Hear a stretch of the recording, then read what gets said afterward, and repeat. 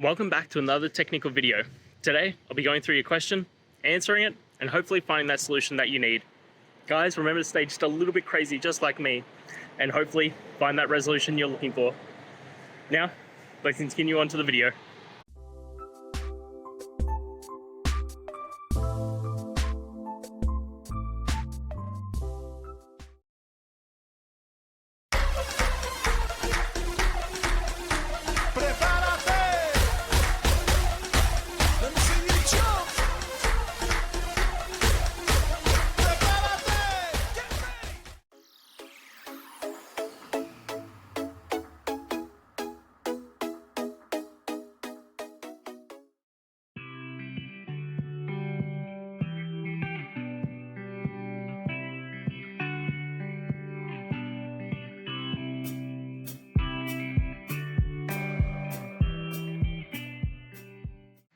And that's it, guys.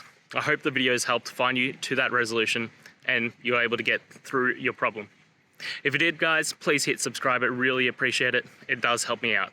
And until next time, have a good one.